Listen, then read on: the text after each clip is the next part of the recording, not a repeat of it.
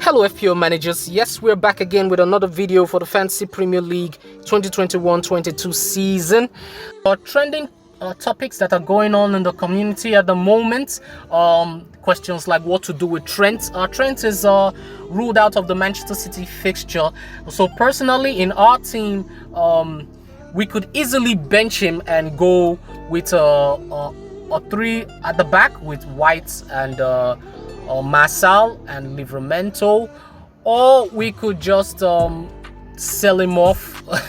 It depends. I'd rather just wait and bench Trent because he may be back for that Watford fixture in game week 8, and if he is, I would most definitely want to have him in my team. So I'm more inclined to being patient and waiting. There's an international break after game week 7, so there's a lot of time for him to get fit and recover. So it's more likely I'm going to just bench him and wait until game week 8 or closer to game week 8 to see if he's much better and can feature for game week 8 against Watford. If he doesn't, then rather than taking out Marçal and bringing in a Manchester City defender, I'll probably just take out Trent because the fixtures he has after Watford I'm not really comfortable with them. I know he can always get us points in any game, but I think my other defenders are quite good for now, and I don't want to put too much stress on Trent. I can easily take him out for these difficult fixtures and bring him back in when the fixtures are much better. So and then I can concentrate on getting in players and using those funds to strengthen the rest of the team. So for now, our team, we're just gonna bench Trent and hope that he's gonna be fit for the next game against Watford. Okay. As for Jota, he probably would have been featuring for Liverpool against Manchester City. Firmino's back. He was back in the Champions League game, scored a brace as a substitute, so that doesn't bode well for Jota at all. So he may not feature, and it's quite good for us that we have starting players on our bench that they can easily just come in and at least get us the appearance points, if nothing else. So in case Jota doesn't feature at all against Manchester City, we can always get in a player. So when do we sell him? If we're gonna be getting in a Leeds attacker, someone like Rafinha for game week 9, then someone like Jota will be a player that will definitely be selling. So it all depends. We never know about Firmino. Who knows how it goes? Still a lot of time between now and game week 8. So if Jota looks like he's gonna lose his place, then he will be the guy we sell for Rafinha instead of Sarr. If not, then we can always just keep him. He's still a good player. He's still got some good fixtures coming up. He's got Watford coming up. After that, it gets really tricky. But let's just see how game week 8 goes, or rather game week 7 goes. If it bodes well for Jota, then we'll keep him for the Watford game. If not, then most likely we're going to be selling him for Rafinha. As for the Chelsea question, double up Chelsea defense, yes, that's a very good idea. It all depends on your team. For me, I don't have any Chelsea defenders, and I've decided to go with a Chelsea attacker for game week 7, but definitely planning on getting in a Chelsea defender, most likely bringing in Mendy for game week 8.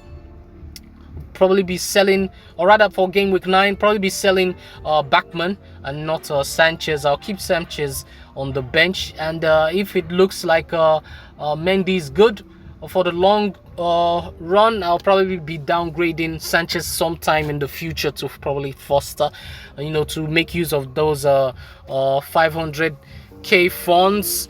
But if you've got a Chelsea defender or you've got a wild card and you want a Chelsea double up on Chelsea defense, then please go ahead. The Chelsea midfield is very threadbare right now, and a lot of rotation going on there. So the only definite starters are Lukaku and probably someone like Azpilicueta and Mendy. So those are the players you could probably go for. Alonso is more attacking, and he'll get you more attacking points. So if you could afford, to get Alonso as well as another Chelsea defender, then you could go ahead with that. But I wouldn't advise you go with someone like Christensen or someone like Reece James. You know, it's better you just go with a player who is definitely gonna start, and maybe someone like an Alonso. You know, he's not yet 6 million, so you could probably still afford him. Or you could go with Rudiger, who at least could get you probably a goal from a set piece.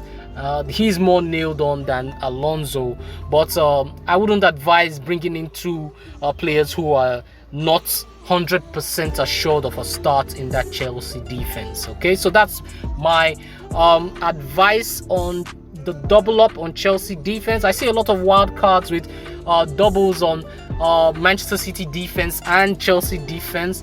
I wouldn't do that for game week 7 because we have a lot of us have Liverpool attackers, and we don't advise pitting your attackers against your defenders. But we all play FPL differently, so if you could, then you could go ahead and do that, and then you'll be set up quite well for game week 8, 9 and 10 for Manchester City. They have very good fixtures and will definitely get you points there. Okay, so, and of course, if you are on a wild card, don't ignore the Arsenal attackers. They're on a rise, and if you want to catch that rise in value while on the wild card, you could get in Arsenal attackers. I see a lot of people going for Ramsdale as well. He's about to go up in price. You could also get him in. If you don't plan on getting in a Chelsea goalie or Manchester City goalie, then Ramsdale's looking quite well. He's looking quite good in that Arsenal defense. We've got White, so we don't really need to stress it on Arsenal defense, but if you need an Arsenal defender or goalie, then Ramsdale is quite good, and especially as he's going up, he's going from 4.5 to 4.6, so don't forget to keep an eye on that as well. Okay, so that's our video for this week. Game week 6 wasn't so good. Hopefully game week 7 yields us a lot of points. Like I said, it's gonna be a short video. I ran through everything as quick as I could. So that's it. Wish you guys good luck. May the green arrows be with you, and catch you guys on the next one.